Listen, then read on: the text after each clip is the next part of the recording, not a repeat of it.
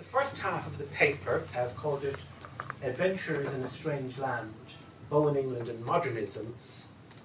I want to talk about a kind of way of reading Bowen, which is many critics have engaged with, but the strange land in the title is not Ireland, but England. Bowen, and I'll talk about her life and her work, Bowen obviously has been read very much as an Irish writer. This has been disputed, but she argued that she was an Irish writer, and I'm going to discuss why. She was Anglo-Irish, which placed her in what was often seen as a hyphenated position as a member of the ascendancy. She said she felt English in Ireland, Irish in England, but at home on the Irish Sea. So what I want to try and do today in the first half is give an account of how she constructs her modernism and how she adapts it to a particular sort of Anglo-Irish sensibility. So that's the kind of the way in which she exploits that kind of hybridity of her own position, but also her position as a writer who begins writing in 1922. So it's really post-First World War and what's happening in that period for modernist writers. I want to suggest a link between her Irishness, obviously, and her modernism, which many have looked at, and I'm just going to join in that conversation. But then I'm going to use the two stories to suggest ways of reading the Irish landscape of Elizabeth Bowen via the lens of the strange land, which is in fact England, London, or Kent. So that Bowen herself, and I'll talk about this very clearly, has argued that it was England that made her a novelist. Now, she's, as I said, seen as an Anglo-Irish novelist, and she writes about Ireland infrequently, but powerfully in her work. Many of her novels and stories are based in England and have exclusive English settings. In fact, her Irish settings are perhaps less plentiful, but nonetheless powerful because of that. But it's the way in which the landscapes of London and of North Cork, in a sense, read each other that I want to try and talk about today. This is my ambition, highly ambitious. Whether I'll actually achieve this is not something I can guarantee or even believe in, but I will certainly present it in a confident manner, which gets you almost everywhere in life. And if you pick holes in it, please do. Please feel free to point out or ask me to expand. I'm very happy to do it. So that was my title, and that is Elizabeth Bowen herself. So one of the things I want to talk about is, as I said, this notion of Bowen's modernism, this hybrid that she creates. Writing has been argued, and I'll discuss this, the way in which she looks at both Proust and Joyce as exemplars of high modernism, suggesting, and through her own work, that memory provides for her the only secure account of place. So it's often place as imagined, remembered, hallucinated, that this allows Bowen, in her work, to suggest any kind of permanence. It's a permanence, of course, based on its own fictive nature. And I want to talk about the way, as I said, that she uses England as a lens by which to view the Irish landscape, and particularly the Anglo-Irish landscape, a heightened place, a haunted, uncanny landscape where modernist epiphanies of a kind can take place, but only in her short stories. Bowen wrote infrequently about Ireland in her short stories, but one of the other aspects of her short stories was that, unlike her novels, Bowen never employed the uncanny or the Gothic or the ghostly in her novels. In both of these stories, they turn upon ideas of the uncanny, the ways in which the Irish landscape is deceptive, it's apparitional, and it's ultimately murderous. So Bowen is part of what's been identified by many as a kind of Anglo-Irish Gothic, and how she modernizes that sense of the Gothic. Okay, so I have lots of quotes here which I want to start using. So, sorry. Yes. She says, and towards the end of her life, possibly it was England that made me a novelist. At an early though conscious age I was transplanted. I took note. It was the lie of the land with that cool, clear light falling on it, which was extraordinary. England affected me more in a scenic way than in any other. So it's this idea of Bowen's discovery of England. The fact that for Bowen, the landscape, the English landscape, was the first place that she encountered. She was born in, I have some of her dates here, if I might move on to.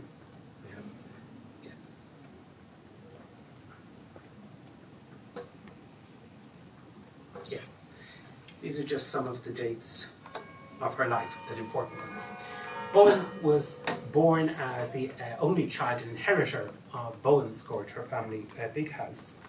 And she was raised for the first 7 years of her life through between Bowen's Court in the summers, and Bowen's Court is North Cork, and it is the landscape of both our stories, and reimagined, and her family home in Georgian Dublin, Herbert Place, which she remembered in her brief memoir, 7 Winters.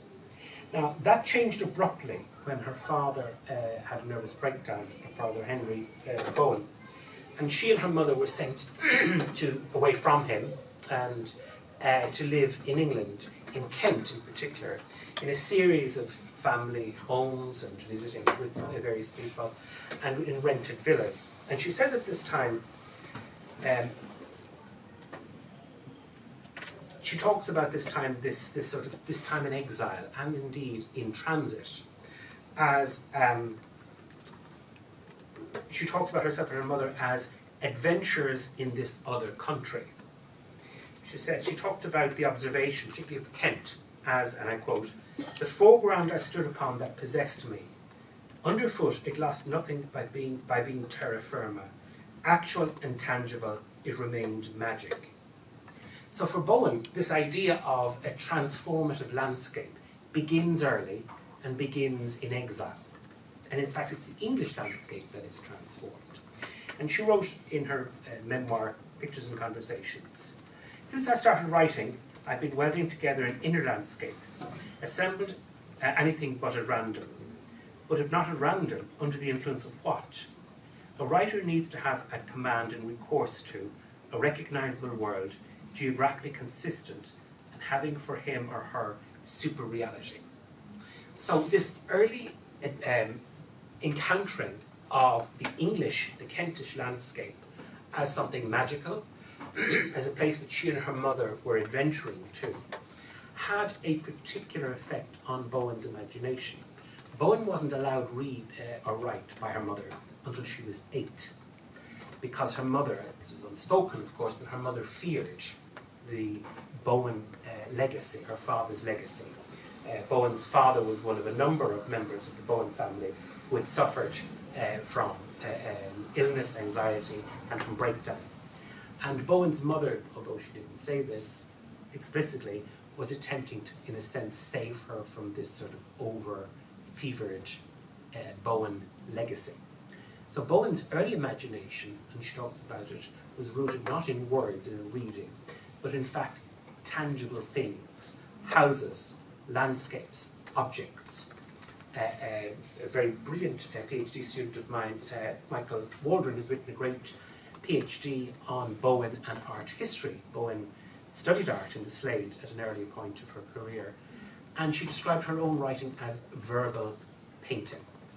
So Bowen's construction of herself, initially, I think as a modernist writer, was very much influenced by transposing what she saw as the alterations in kind of narrative, the kind of narrative techniques of painting in the early 20th century, and then transposing them into her own narrative forms.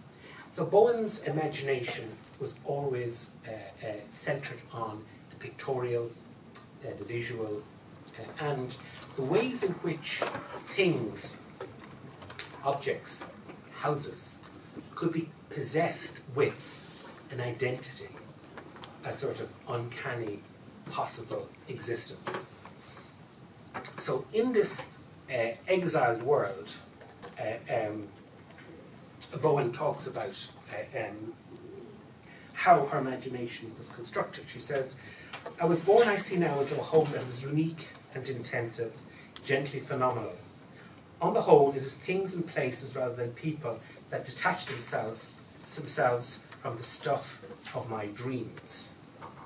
So Bowen's life continued in England. Her father recovered. She and her mother returned to live with her father in England, but her mother became ill and died in 1912.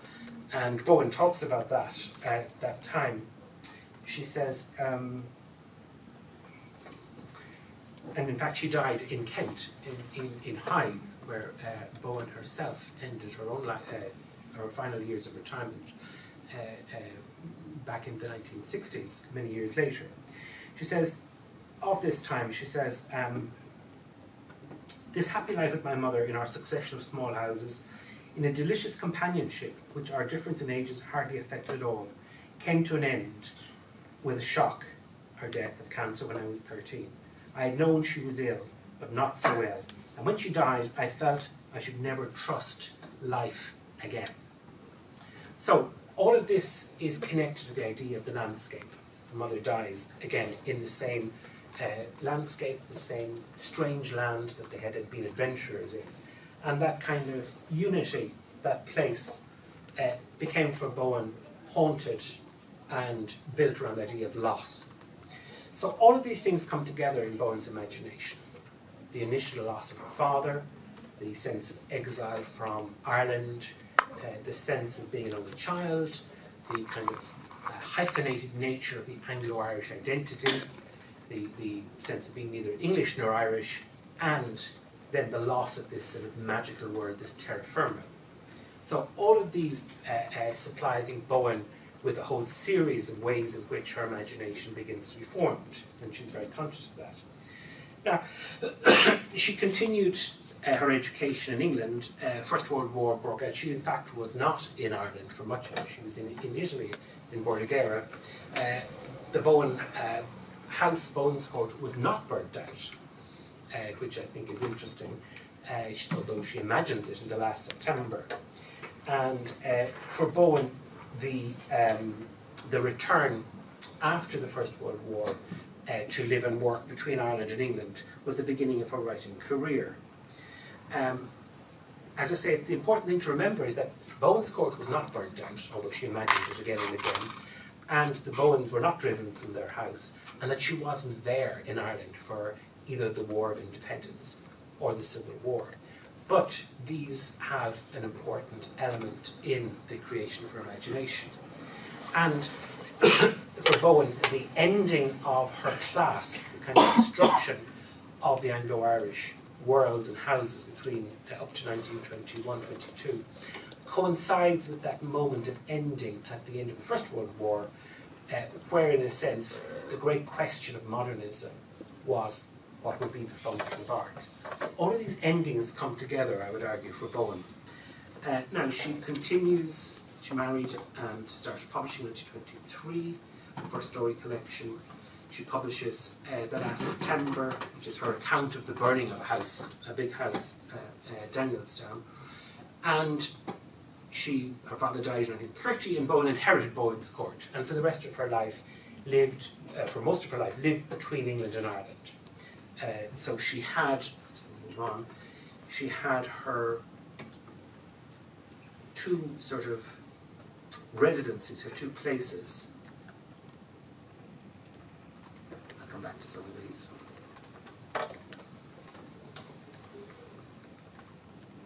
So we have Bowen's Court in North Cork in Farrahy, where Bowen spends her summers, where she writes, and where she continues through her own work as a writer and her husband's earnings to maintain the house, which of course at this point has no land, no income, and no, in a sense, has no place. And the notion of dispossessed houses are very important. I wanted to read you very briefly this quote from The Last September, because we see a parallel in one of the stories, The Happy Open Fields. This is the description of the young woman Lois, who's the daughter of the house, Danielstown. And she's driving back from somewhere, and they're coming a route that they don't normally come. And she sees her house in the distance. And Bowen is brilliant throughout her fiction, people encountering where they live, their familiar world, from unfamiliar angles. To the south below them, the domain trees of Danielstown made a dark formal square, like a rug on the green country. In their heart, like a dropped pin, the grey glazed roof reflecting on the wide, light, lovely, unloving country. The unwilling bosom whereon it was set. The sky lightly glinted. Looking down, it seemed to Lois they lived in a forest, spaces of lawns blotted out in the pressure and dusk of trees. She wondered they were not smothered, then wondered still more that they were not afraid. Far from here to their isolation was became apparent. The house seemed to be pressing down low in apprehension, hiding its face as though it had her vision of where it was. It seemed to gather its trees close in fright. So here we have all of the suppressed fears, underlying paranoias, and the deliberately unnoticed tensions of war independence, where the family pride themselves on not noticing. All of these transposed into the living apparition of the house itself. Danielstown as a house is embodied with the fears that the Anglo-Irish have of their surrounding unloving landscape, which will not be expressed because of their sense of duty and their sense of courage, which Bowen both admires and I think is also satirizing. So again and again in this landscape, there's a transposing of unexpressed or inexpressible fear, the connection between the Anglo-Irish house and the Irish fields that surround the murderous Irish fields. So that's Bowen's court, that's the landscape. And I'll come back to that because that's, in a sense, that's where both stories bring us back through dream, through kind of reverie, and through the uncanny embodiment of the Anglo-Irish house. So that was one home she had. The other one was this. Yes, Clarence Terrace in Regent's Park, where Bowen and her husband lived, particularly during the Second World War.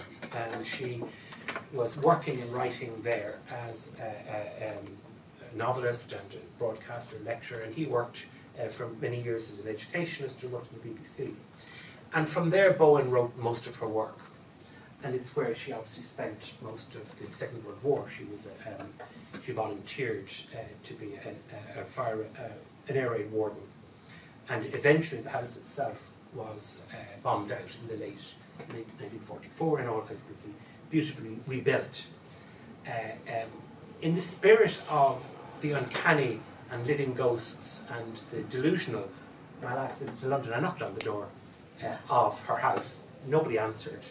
I was very curious to see inside, but whoever immensely wealthy person who owns it now, their cameras were trained on me and moved around a little bit, and that was it. But I have to be honest and say, for the good half hour that I stood there, I did, I confess it, I expected her to open the door. So, in the spirit of Bowen's living ghostliness, that's why I went there. So, it's this idea of how Bowen deals with this early transplanting, and how England, and to some degree Clarence Terrace, becomes the lens by which she views Bowen's court and its landscape. Okay, so lots here, so let me move on a little bit. So yes, Bowen's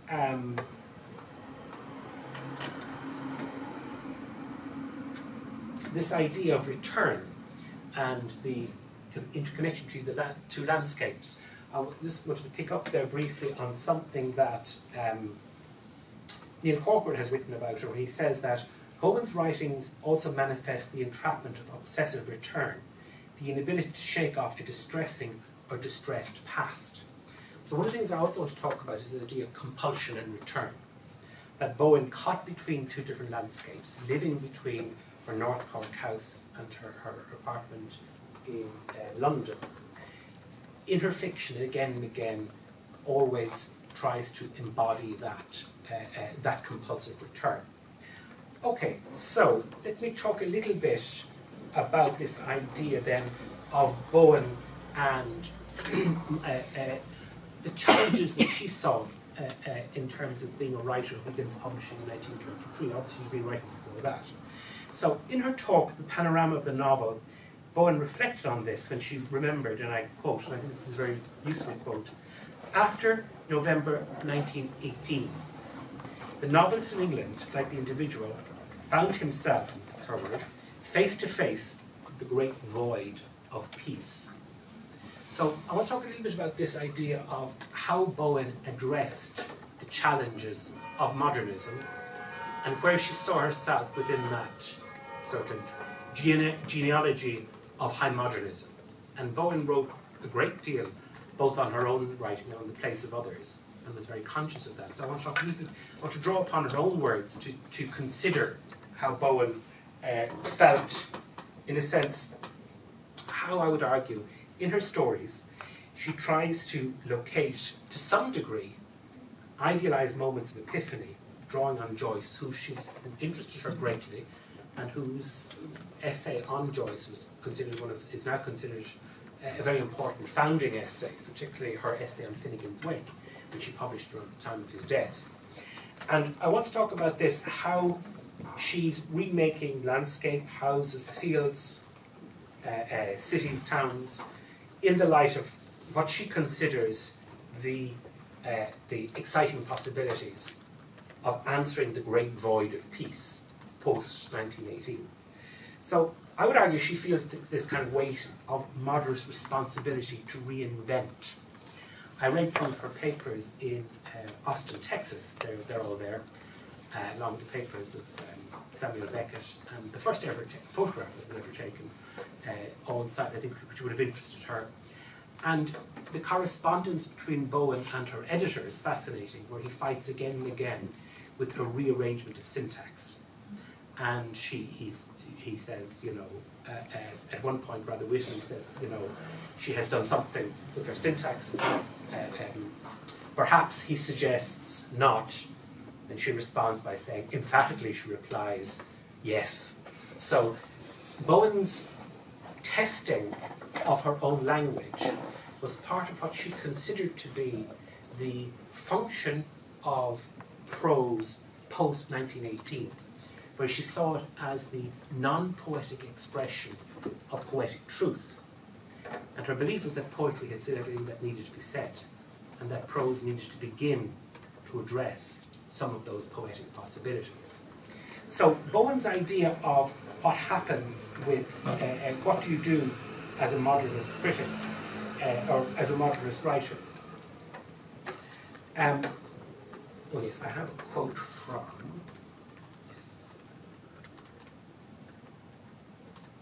this idea of her, the kind of happy alliance she saw between her own particular,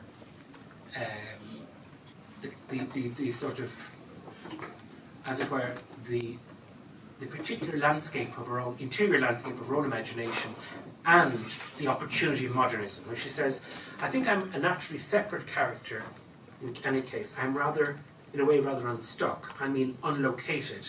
And I don't think that has ever troubled me. And I wanted to look at,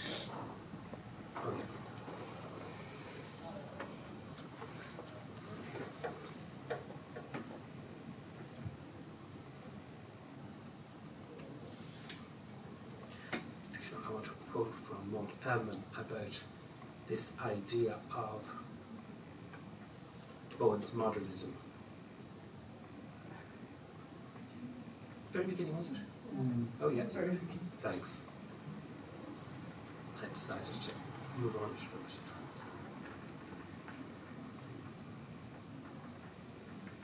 Yeah, thank you.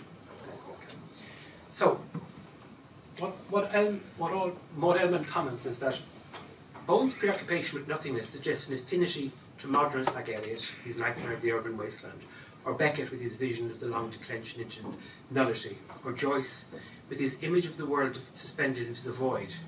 But Bowen's wasteland differs from those imagined by her modernist contemporaries. It originates in the Anglo-Irish landscape of her childhood, where emptiness was the prevailing impression of the countryside surrounding her ancestral mansion, Bowen's Court. That's a very helpful way in, I hope, into what I want to talk about, because if Bowen's response to the notion of the void is to embody what she sees as emptiness, then there's something very interesting happening for Bowen. Our Anglo-Irish landscapes, as we'll see, are places to be dreamed of. They're idealised. They come via dreaming, hallucination, the ghostly. But they have at their centre two things. They're both empty and violent. So what Bowen is suggesting is that the English context, the English, in a sense, rational, modern, urban, intellectual context, is a place by which you can view the dream of Anglo-Ireland. And that dream of Anglo-Ireland itself embodies a kind of modernist idea of epiphany or transcendence in art. But based in that notion of an idealised Anglo-Irish landscape is either its own self-destruction or its own emptiness. During the Second World War, she said that everybody needed a place to dream about, to survive. So she was in London during the Second World War and she was often in danger. And she said for her, it was Bowen's Court. So she would think about her family home. And she described it as, and it's the image that helped her survive, but she described it as, you know, all of us need an image by which to survive, an image by which we can get through the war. But she called Bowen's Court a house built of anxious history. Bowen never allows the idealised Anglo-Irish landscape to settle into its own aesthetic dreaminess. It must also contain within it its own troubled, injured and murderous legacy. It's both its escape and, of course, it's also a confirmation that the world you're trying to escape in is also the one that is being mirrored. So, this idea of Bowen's modernism, I want to talk about a little bit. Jessica Gildersleeve, in her very good study, Elizabeth Bowen and the Writings of Trauma, sees trauma and dislocation as crucial to the making of Bowen's imagination. And she says, Bowen's whole corpus of writing is a long-life ethical representation of understanding the narrative responses of the survivor. So I would suggest that in the two stories we're looking at, and in much of Bowen's work, war and the survival of war is at the basis of its sort of imaginative impetus. So in the back drawing room, it's the war, the Anglo-Irish War, the War of Independence, the burning out of the houses. In the Happy Autumn Fields, it is the Blitz itself. So Bowen's modernist project is a project of survival, and is, as Jessica Gildersleeve has suggested, about the narrative responsibilities of survival. Roy Foster has also located this idea of landscape in Bowen's work, and he says, the permanence that Bowen sought in writing about her Irish past, while the world exploded in war around her, required an exploration of memory. The only places Proust taught her permanence resided. I agree with that, but I think that permanence must also be tested and questioned. What was the element that Bowen was bringing to our Anglo-Irish landscape? Okay, so one of the ways of talking about Bowen's modernism would be to think about the influence of Proust, and it's something that I've been looking at a little bit. And because of the wonderful work done by Alan Hepburn, we have many of Bowen's broadcasts and essays available, and we have a greater sense of the scope and the scale of her work as a novelist.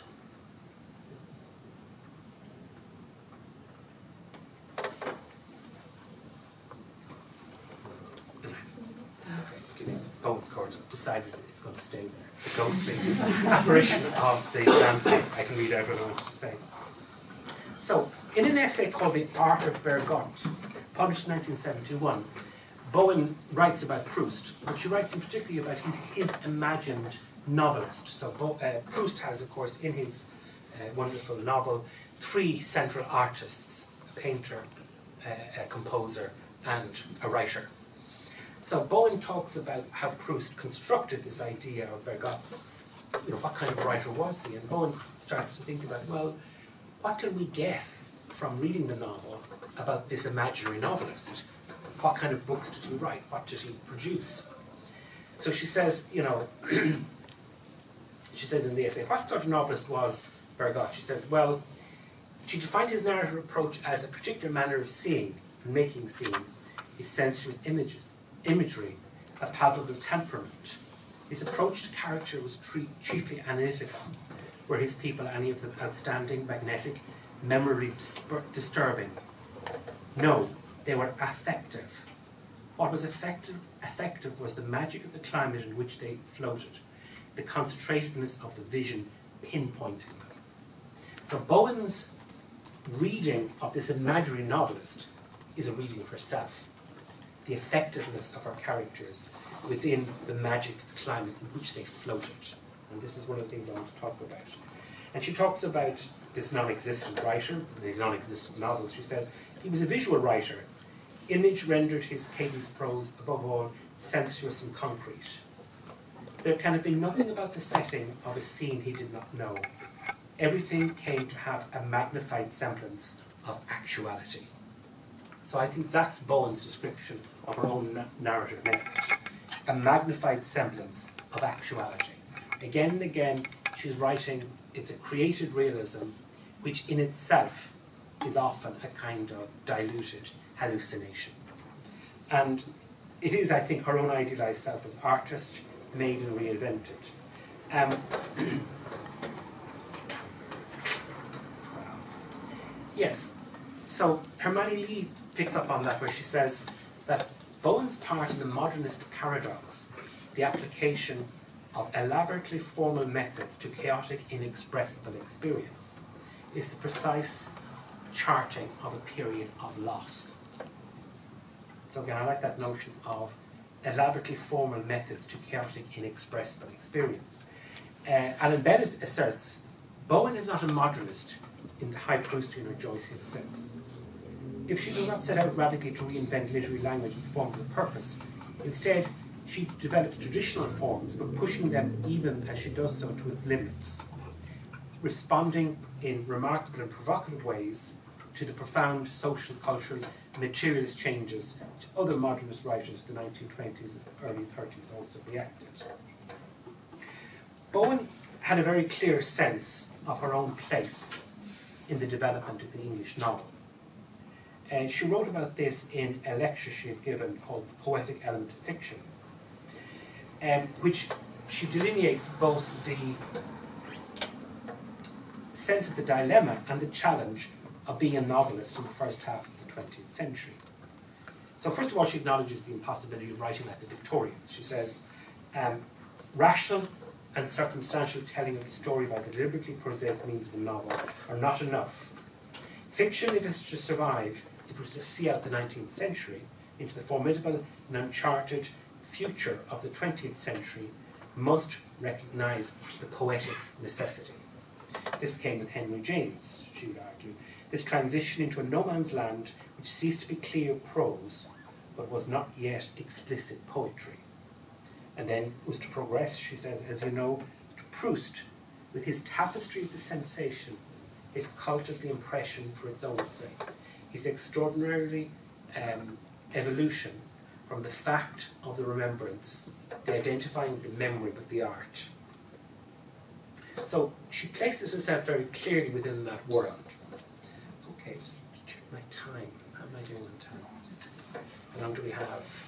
Maybe I should go into the stories. I think I will now. So I want to spend a bit of time on the on her story. So I had spoken a little bit about Bowen's her Anglo-Irishness, and just one final element to that is Bowen's debt to and her acknowledgement of the importance of Irish Gothic, and particularly her writings on Uncle Silas, Sheridan Le Fanay's novel. She talks about the ways in which the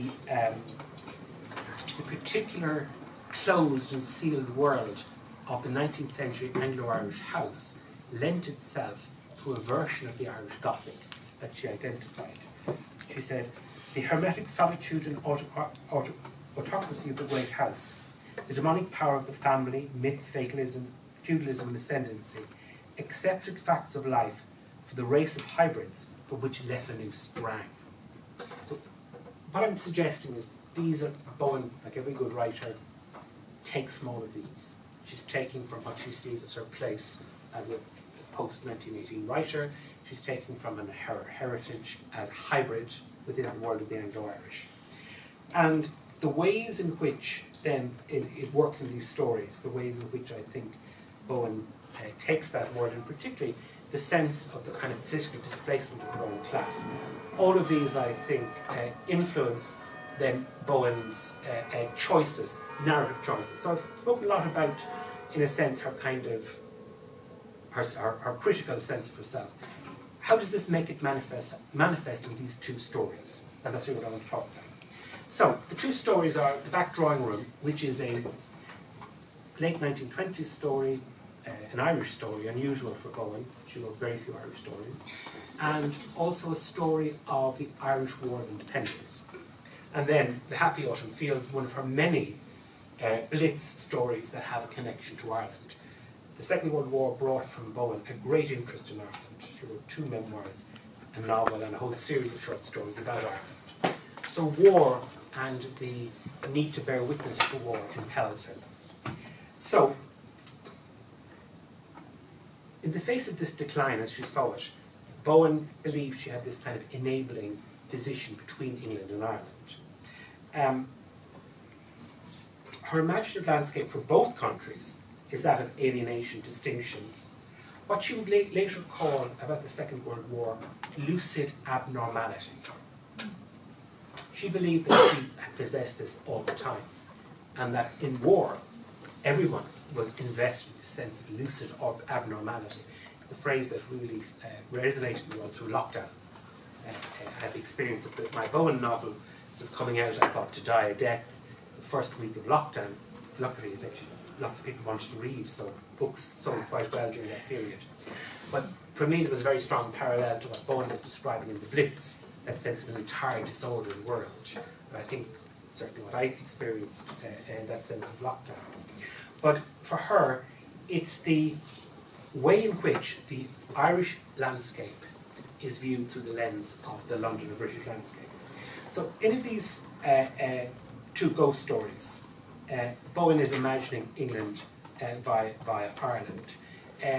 It's a magnified symbol of actuality, the development of the 2 stories, and to some degree, the inadequacy of the English setting when placed with the vivacity and the intensity of the Anglo-Irish world that is dreamed and imagined. The contemporary London world is somehow pallid in comparison to the vividly imagined hallucinatory world of the vanished Anglo-Irish world. So, The Back Drawing Room, an uncanny tale of Anglo-Ireland and a blighted house. Derek Hand has said about the story, in it the Anglo-Irish concept of home cannot be adequately expressed or explained. It eludes both those who listen to the story told by this strange, unnamed man. So the story opens with a group of people in London. The woman whose house it is seems to be kind of a leader of a group of friends and thinkers, Mrs. Henniker. And she's brought a group of friends together in her London home for a party to discuss what she calls the larger abstractions. The notion of going to a party where everyone gets to talk about the larger abstractions. I've been washing my hair that night. And I think Bowen partly wants us to feel Bowen lived in a London intellectual world and was friends with many great writers and thinkers. But in this version, I would suggest that Mrs. Henniker's salon has a kind of archness that Bowen intends. So they talk about all sorts of things. They're interested in spiritualism, but they reject the notion of sort of late Victorian sort of automatic writing and seances. And they want to talk about their doubting, as one of them says, to survive. He questions, is one fit for it? So there's a post-war sort of questioning and ennui, a sense of where are we leading to. And then we have a whole series of web of emotional interest in this London salon. Now the conversation takes an unexpected turn when a little man, he's described, guileless, fair-haired, plump, unnamed, he's somebody's friend, they don't know who brought him in. He's described as like an umbrella that an absent-minded caller has brought into the drawing room. So this man, who nobody knows, starts telling a story about a visit to Ireland to visit a cousin in the wake of what he calls the civic disturbances, which is a nice way of talking about the War of Independence, the Civil War, and the burning out of the Anglo-Irish houses. He talks about ghosts, and he's not welcomed into this conversation, which is a modernist 1920s group of free-thinking intellectuals. And somebody comments, it was as though the umbrella had spoken. And somebody else groans at this cliche idea of a Dickens ghost story. So he starts talking about Ireland, and Mrs. Henniker, the hostess who's there, laments theatrically, Ireland unforgettably and almost terribly afflicted me. The contact was so intimate as to be almost intolerable. The gulls about the piers of Kingstown, crying and crying, their overture to Ireland. One lives in a dream there, a dream oppressed and shifting, such as one dreams in a house with trees about it, one sultry night. Now what seems an affectation is precisely a description of what Bowen is about to do. We are going to get a dream of Ireland. We are going to get a dream that's both oppressed and shifting, and it is too intimate, almost to be intolerable. So the man, the unnamed man, the umbrella, who someone has left, tells of his curious adventure. He goes to visit his cousins in Ireland. They've survived the War of Independence. They haven't been burnt out. In fact, their poultry is doing very well, which is good news. And he goes cycling, and he gets a puncture, and he has to force to walk up the driveway of what he thinks is the deserted big house. Interestingly, the gates are open. And Bowen is always interested on this idea of, and he also uses the word domain, which was unusual for a visitor to know, that what an English country house would call the park, the Anglo-Irish house always called the domain. It's spelled D-E-M-E-S-N-E. It's a particular word for the Anglo-Irish. So it's a haunted autumn landscape. There's a trickle of smoke. And as the London people listen, they try and reinterpret his story. At one point they say, oh, like Delamere, like the listener.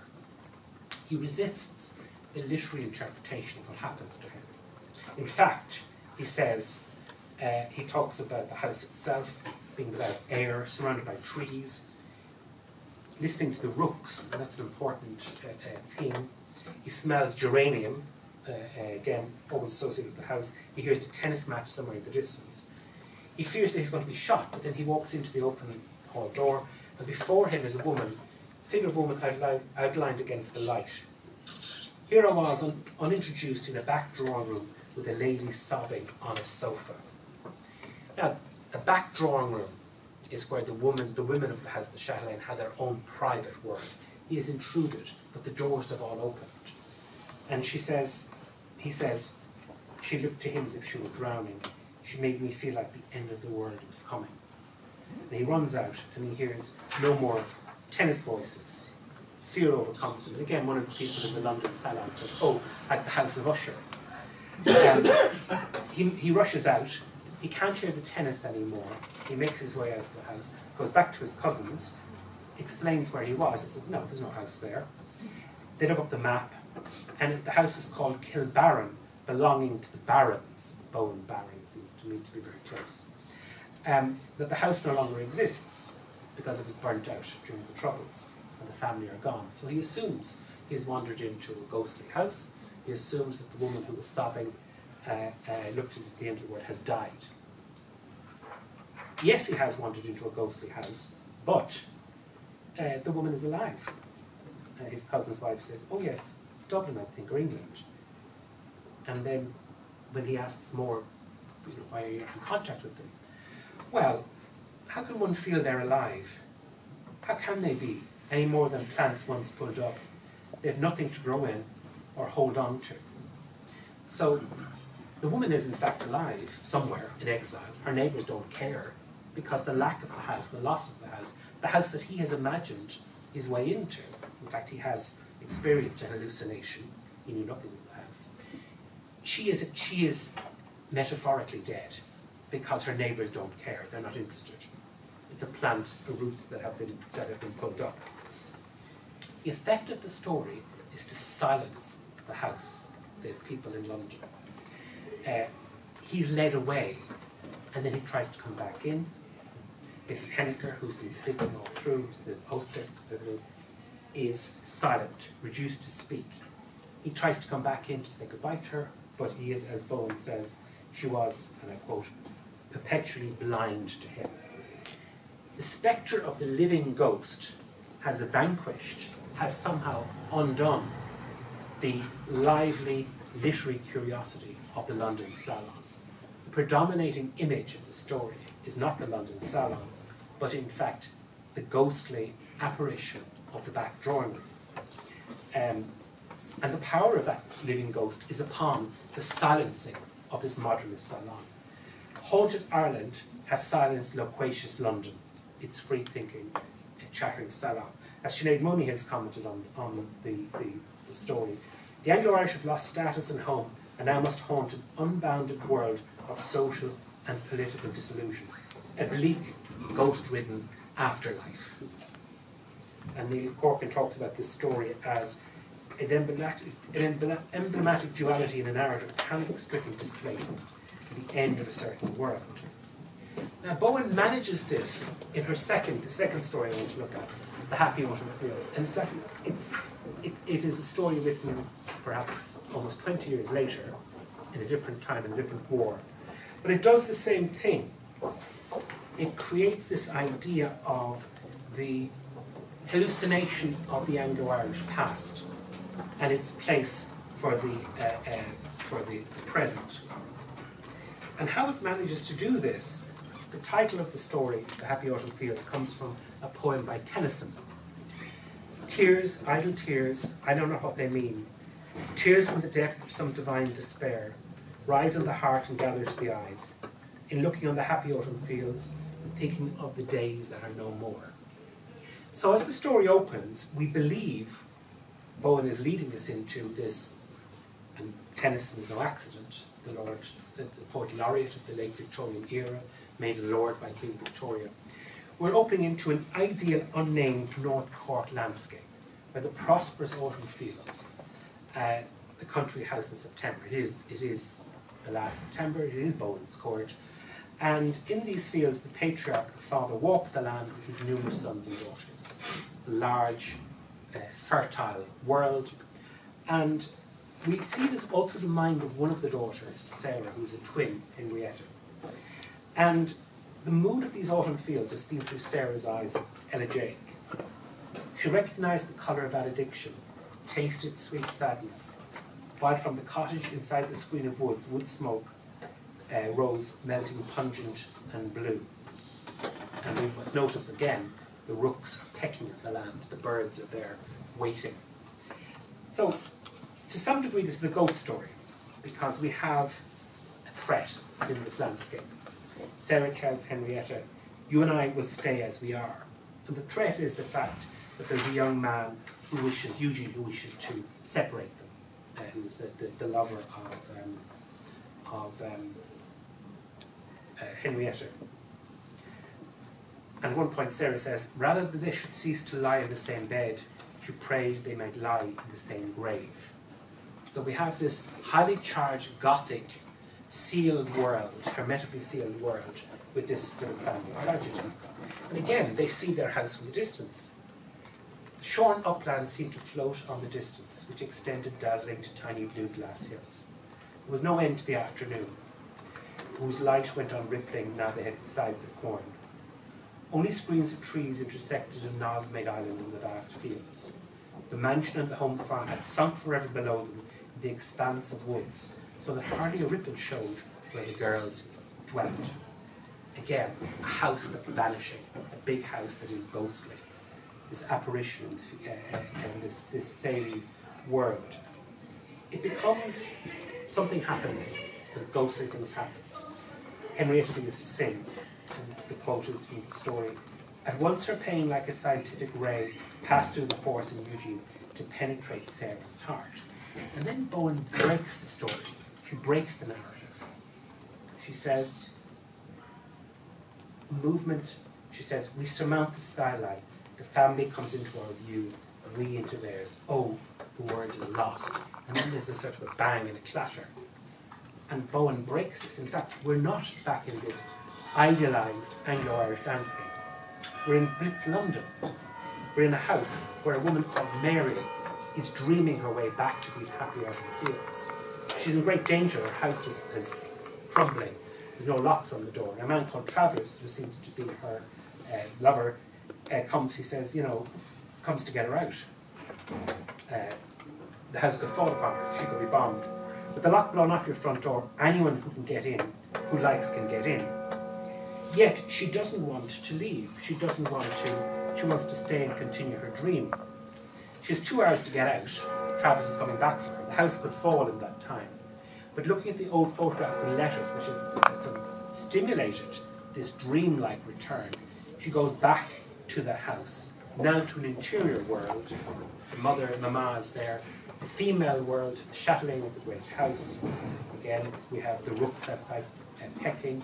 We have the smell of geranium. And then we have this threat over the young man.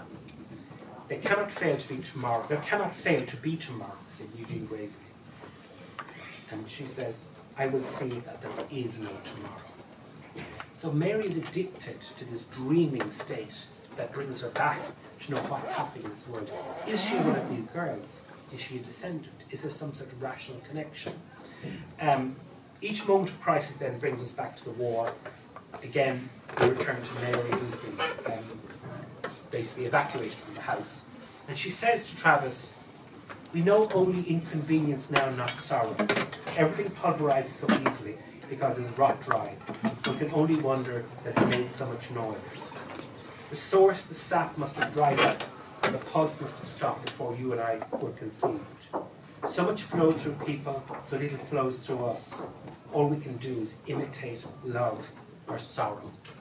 So the London world of the Blitz is inadequate, dried out, pulped, when compared with this imagined, dreamed, hallucinatory state, which is the Victorian big house. There is no rational explanation for the connection between Mary's dreams. Travis looks at all the books, looks at all the papers. Sarah and Henrietta died young, had no children, had no descendants. They leave the house, but before they do, they discover something chilling. Fitzgeorge refers in a letter to Robert, written at old age, about some friend of their youth who was thrown from his horse and killed, riding back from a visit to their house. The young man, whose name doesn't appear, was alone, and in the evening, which is in autumn, was fine though late. Fitzgeorge wonders, and says he will always wonder, what made the horse shy in those empty fields. We know, the reader knows, that it has happened through a haunt, a living haunting. Sarah didn't actually do it, but her spirit did. So in this story again, the past is like a compulsive hallucination, a drug that endangers her life, but one that she doesn't want to lead. It's Bowen's metaphorical rendering of the dilemma of surviving lucid abnormality. You can dream an idyllic past, but in that past, you must also acknowledge its murderous, devouring landscape, the house made of anxious history. So Bowen's response to the void of peace in 1918 was to view the emptiness of Ireland through the prism, partly that she had established, the adventurous land of Kent. Memory had become a place of permanence, where the void of modernist thinking denies, or perhaps can remake, the idea of permanency through memory. But Ireland can only be viewed through, for example, the man in the drawing room, the unnamed umbrella man, or Mary adrift in hallucination. This magnified semblance of reality is Bowen's Irish modernist, the haunted sensibility of the ascendancy Gothic remade via Proust into a place of hermetic solitude where dreaming is the only sure reality. Thank you very much.